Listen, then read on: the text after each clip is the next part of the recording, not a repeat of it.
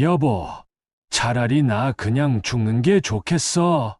치매에 걸린 남편이 요양원에서 탈출을 시도한 그날 밤 저는 결심했습니다. 새벽 4시 온 가족이 잠든 사이 캐리어를 끌고 집을 나서기로. 78세 할머니가 가출한다고요? 말도 안 된다고요? 하지만 제 이야기를 끝까지 들어보세요.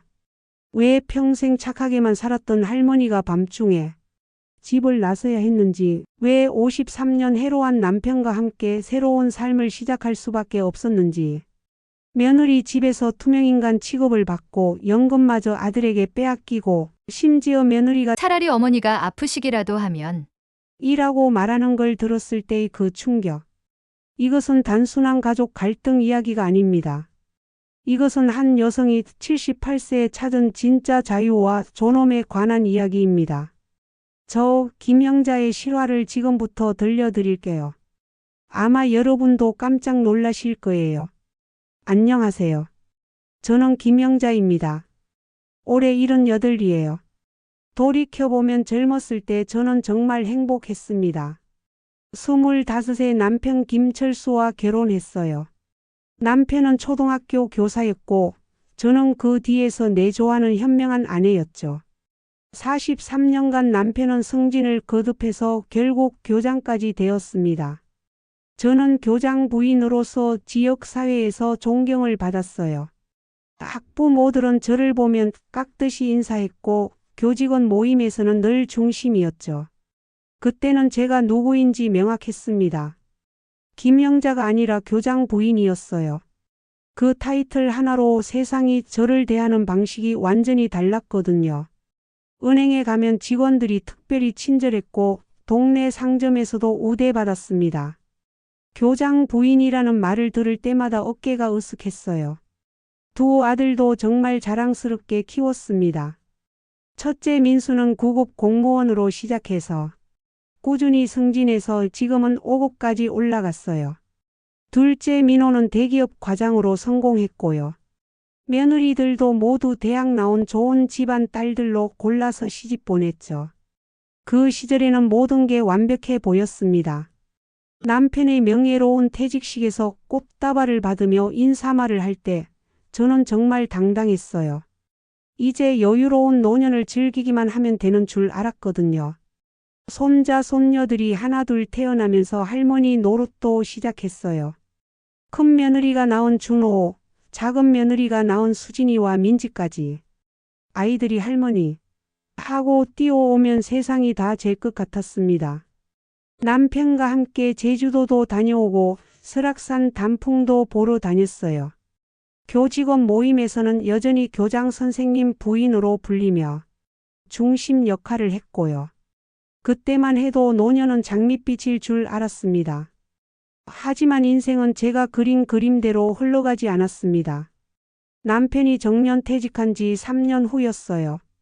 이상한 일들이 하나둘 생기기 시작했습니다. 처음에는 단순한 건망증인 줄 알았어요. 남편이 하루에도 몇 번씩 같은 질문을 반복하더라고요. 지갑을 어디 뒀는지, 안경을 어디 뒀는지, 심지어 아침에 먹은 반찬이 뭐였는지까지 계속 물어보는 거예요. 나이 들면 그럴 수 있다고 생각했습니다. 저도 가끔 깜빡하는 일이 있었거든요. 하지만 남편의 증상은 점점 심해졌어요. 어느 날은 40년간 다닌 동네 은행에서 길을 잃고 헤매는 남편을 발견했습니다. 은행 직원이 전화해서 교장 선생님이 집 주소를 못 찾겠다고 하신다며 모시러 오라고 하더라고요. 그날 은행에 가서 본 남편의 모습은 충격적이었어요. 평생 당당하고 위엄 있던 남편이 어린아이처럼 불안해하며 울고 있더라고요. 집이 어디냐고 아내가 어디 있냐고 물어보면서요. 그 모습을 보는 순간 가슴이 무너지는 것 같았습니다.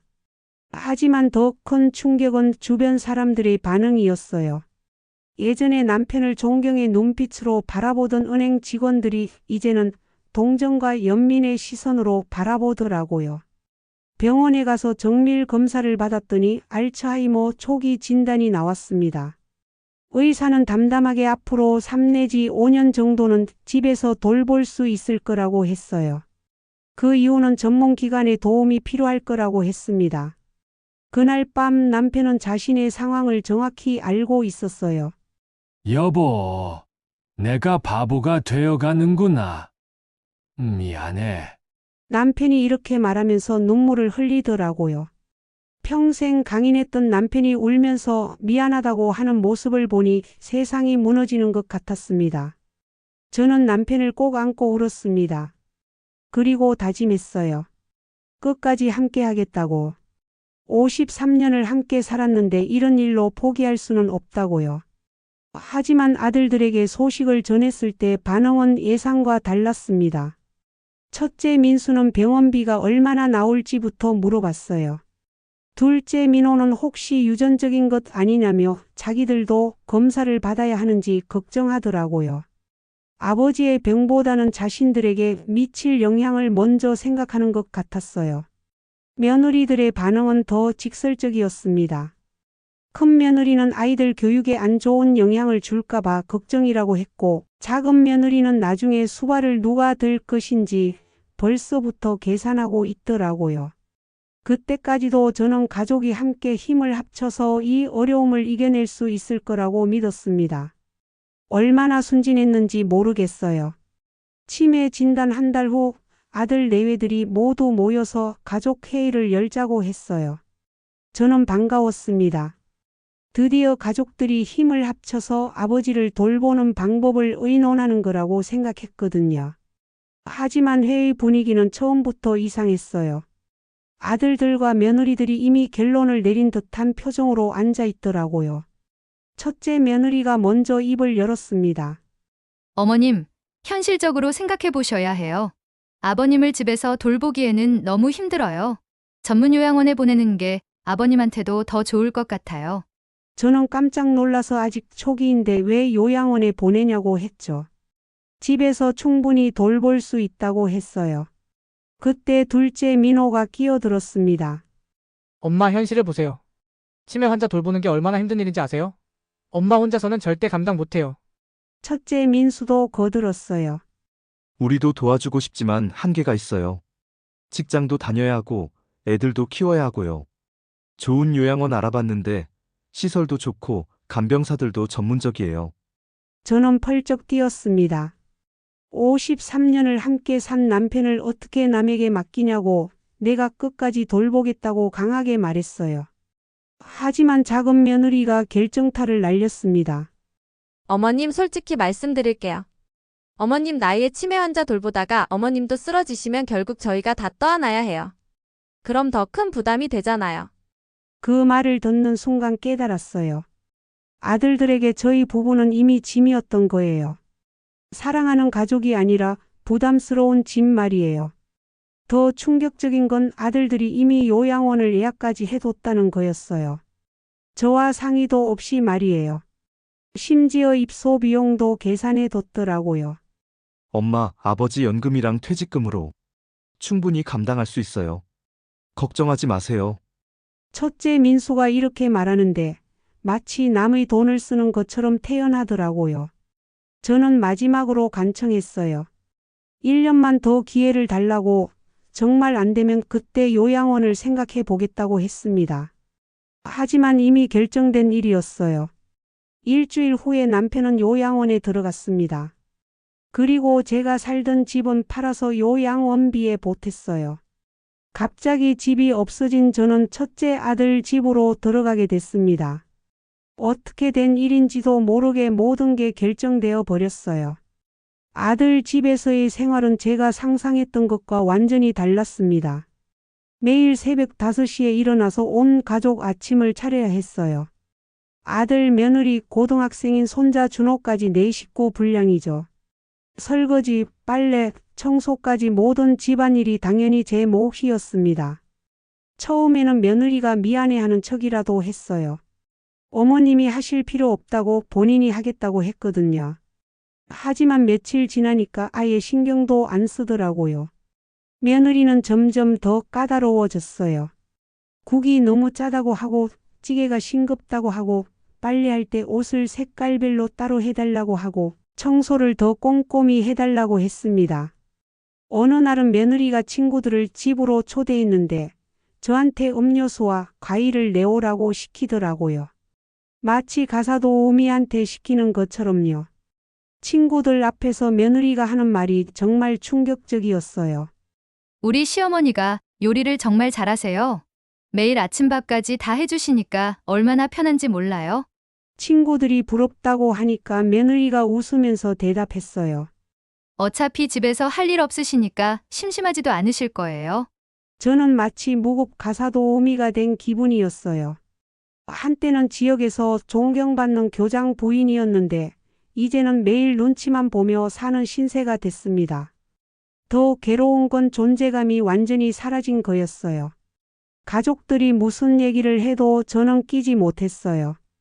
아들이 회사 얘기를 하거나 며느리가 아이 교육 얘기를 할 때 저는 그냥 투명인간 같았어요. 손자 준호만이 유일한 위로였어요. 그 아이는 여전히 저를 할머니로 대해줬거든요. 제가 해준 음식이 맛있다고 고맙다고 말해주는 건 그 아이뿐이었어요. 하지만 준호도 고3이라 입시 스트레스로 예민했죠. 가끔은 시끄럽다고 짜증을 내기도 했어요. 그렇게 몇 달이 지나면서 저는 점점 더 작아졌어요. 목소리도 작아지고 웃음도 줄어들고 심지어 걸음걸이까지 조심스러워졌어요. 혹시라도 누군가에게 불편을 끼칠까 봐서요. 그런데 정말 충격적인 일이 벌어졌어요. 남편의 연금이 모두 아들 명의로 바뀌어 있다는 걸 알게 된 거예요. 어느 날 요양원비를 확인하려고 통장을 보는데 연금이 들어오지 않더라고요. 이상해서 아들한테 물어봤죠. 민수야, 아버지 연금이 왜 안 들어와? 그러니까 아들이 태연하게 대답하더라고요. 아, 그거요? 요양원비 내려면 통장을 하나로 통일해야 한다고 해서 제 명의로 바꿨어요. 저는 깜짝 놀라서 언제 그런 일을 했냐고 물었어요. 그런 중요한 일을 왜 저한테 말하지 않았냐고요. 어차피 요양원비로 다 나가는 돈인데 뭘 그렇게 따져요. 복잡하게 하지 말고 저한테 맡기세요. 하지만 며칠 후에 알게 된 사실은 더 충격적이었어요. 아들이 그 돈으로 새 차를 샀더라고요. 그것도 2천만 원짜리 준 중형차를요. 어떻게 아버지 연금으로 차를 사느냐고 따졌더니 아들의 대답이 가관이었어요. 엄마, 요양원비는 제가 따로 내고 있어요. 아버지 연금은 제가 관리하는 거니까 뭘 그렇게 따져요. 거짓말이었어요. 나중에 알아보니 요양원비도 아버지 연금에서 나가고 있었거든요. 심지어 부족한 부분은 아버지 퇴직금에서 보충하고 있었어요. 더 기가 막힌 건 가족 여행까지 다녀온 거였어요. 제주도로 3박 4일 여행을 갔는데 당연히 저는 빠졌죠. 요양원에 있는 아버지 돌봐야 한다면서요. 여행 사진을 보여주면서 아들이 하는 말이 정말 뻔뻔했어요. 아버지 덕분에 좋은 여행 다녀왔어요. 나중에 어머니도 모시고 갈게요. 그러면서 저에게는 한 달에 용돈이라며 30만 원만 주더라고요. 요양원비가 많이 나가서 자기들도 빠듯하다면서요. 평생 모은 재산을 다 빼앗긴 기분이었습니다. 교장 월급으로 성실하게 모은 돈, 퇴직금, 연금까지 모든 게 아들 손에 들어간 거예요. 그런데 제가 뭐라고 할 수 있겠어요? 집도 없는 신세에 의존해서 살고 있는데요. 그런데 정말 가슴 아픈 일은 따로 있었어요. 어느 날 오후 며느리가 친구와 통화하는 걸 우연히 들었습니다. 저는 베란다에서 빨래를 널고 있었는데 며느리는 제가 못 듣는 줄 알았나 봐요. 아, 정말 언제까지 모셔야 하는지 모르겠어. 시어머니 때문에 스트레스 받아 죽겠어. 친구가 뭐라고 했는지는 모르겠지만 며느리가 계속 불평하더라고요. 하루 종일 집에 있으니까 답답하지. 그리고 뭔가 자꾸 시키기는 뭐하고 안 시키자니 놀고 있는 것 같고. 친구가 요양원에 보내면 된다고 했나 봐요. 며느리가 한숨 쉬면서 대답했어요. 남편이 반대해. 아버지도 요양원에 보냈는데 어머니까지 보낼 순 없다고 하더라고. 그럼 어쩔 거냐고 친구가 물으니까 며느리가 한 말은 정말 충격적이었어요. 모르겠어. 차라리 어머니가 많이 아프시기라도 하면. 아니, 이런 생각하면 안 되는데. 그 말을 듣는 순간 세상이 무너지는 것 같았어요. 저는 그저 부담스러운 존재였던 거예요. 심지어 아프기를 바라고 있다니. 빨래를 널던 손이 덜덜 떨렸어요. 나도 모르게 눈물이 흘러내렸습니다. 며느리가 통화를 끝내고 베란다로 나왔을 때 저는 괜찮은 척 빨래를 계속 널고 있었어요. 하지만 며느리는 제 표정을 보고 뭔가 눈치챈 것 같았어요. 어머님, 괜찮으세요? 얼굴이 안 좋아 보이는데요. 저는 아무렇지 않게 괜찮다고 했어요. 하지만 그날 밤 잠을 이룰 수 없었습니다. 벽을 보고 누워서 눈물만 흘렸어요. 내가 이렇게 살아야 하나? 왜 이렇게 됐을까? 53년을 성실하게 살았는데 마지막이 이런 건가? 그런 생각들이 머릿속을 맴돌았어요. 다음 날 요양원에 남편을 만나러 갔어요. 그런데 남편의 상태가 많이 안 좋아져 있더라고요. 남편은 저를 알아보긴 했지만 표정이 너무 무기력했어요. 예전에는 제가 오면 그래도 반가워했는데 이제는 멍하니 천장만 바라보고 있었습니다. 간병사에게 물어보니 요즘 계속 그렇다고 하더라고요. 어르신이 자꾸 집에 가고 싶다고 하세요. 밤마다 울기도 하시고요. 어제는 새벽에 일어나서 집에 가야 한다고 하시면서 문을 잡고 늘어지셨어요. 그 말을 듣고 가슴이 아팠어요. 53년을 함께 산 집에서 살고 싶다는 게 그렇게 큰 욕심인가요? 남편이 제 손을 꼭 잡고 말했어요. 여보, 우리 집 어디 갔어? 우리 집에서 살고 싶어. 치매 때문에 기억이 가물가물하지만 집에 대한 그리움만큼은 확실했어요. 저는 남편의 손을 잡고 곧 집에 가자고 조금만 더 기다리라고 했어요. 하지만 일주일 후 요양원에서 긴급 전화가 왔습니다. 어르신이 실종되셨습니다. 지금 경찰서에서 찾고 있어요. 남편이 요양원에서 나간 거였어요. 겨울 추위 속에서 잠옷 차림으로 4시간 만에 발견됐죠. 다행히 큰 부상은 없었지만 체온이 많이 떨어진 상태였어요. 경찰이 물었을 때 남편이 집에 가고 싶었다고 했다는 얘기를 들었습니다. 우리 집에 가고 싶었다고요. 응급실에서 남편을 만났을 때 남편이 제게 말했어요. 여보, 나 그냥 죽는 게 낫겠다. 이렇게 살아서 뭐해? 그 한마디가 제 가슴을 찢었습니다. 53년을 함께 산 남편이 죽고 싶다고 말하는 현실. 저 역시 매일 눈치 보며 사는 현실. 이게 우리가 꿈꿨던 노년이었을까요? 집으로 돌아온 저는 완전히 지쳐 있었어요. 남편이 탈출 사건으로 요양원에서는 특별관리비를 더 내야 한다고 했고 아들들은 그것조차 부담스러워했어요. 며느리가 저를 붙잡고 하는 말이 더 가혹했어요. 어머님, 아버님이 또 문제를 일으키셨어요. 이러다가 우리가 감당 못할 것 같아요. 저는 기가 막혔어요. 남편이 집에 가고 싶어서 나간 걸 문제를 일으켰다고 표현하다니. 그러면서 며느리가 솔직히 말하겠다면서 자기들도 한계가 있으니 저도 좀 이해해 달라고 하더라고요. 그때 첫째 아들이 들어오더니 폭탄 발언을 했어요. 엄마도 요양원 알아볼까 해요. 아버지랑 같은 곳으로 보내면 서로 의지할 수 있을 거예요. 그 순간 머리가 하얘졌어요. 결국 저도 버리려는 거였어요. 제가 뭘 잘못했다고 요양원에 보내냐고 따졌더니 아들의 대답이 더 충격적이었어요. 엄마가 잘못한 건 아니에요. 하지만 현실적으로 우리가 엄마까지 모시기는 힘들어요. 우리도 우리 살림이 있잖아요. 며느리도 거들었어요. 어머님, 솔직히 말씀드리면 저희도 한계예요. 아이들 교육비도 많이 들고 집도 이사 계획이 있거든요. 어머님이 계시면 방도 부족하고요. 그제서야 깨달았어요. 저는 처음부터 임시 거처였던 거예요. 언젠가는 내보내려고 작정한 거였어요. 둘째 아들도 전화로 같은 얘기를 했어요. 형이 혼자 부담 갖지 말고 요양원이 더 나을 거라고요. 그날 밤 저는 처음으로 가출을 진지하게 생각했습니다. 그때 생각난 게 옛날 동료들이었어요. 같이 교직에 있던 친구들 말이에요. 용기를 내서 연락했습니다.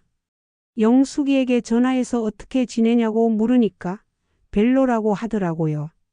우리 만나자고 했어요. 오랜만에 만난 친구들과 이야기하니 모두 비슷한 처지였어요. 친구 영숙이도 아들 집에서 눈치 보며 살고 있었어요.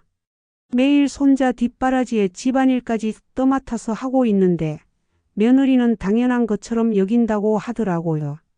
정숙이는 혼자 살면서 외로움에 시달리고 있었어요. 자식들은 한 달에 한 번 안부 전화만 하고 명절 때만 잠깐 들렀다가 가버린다고 했어요.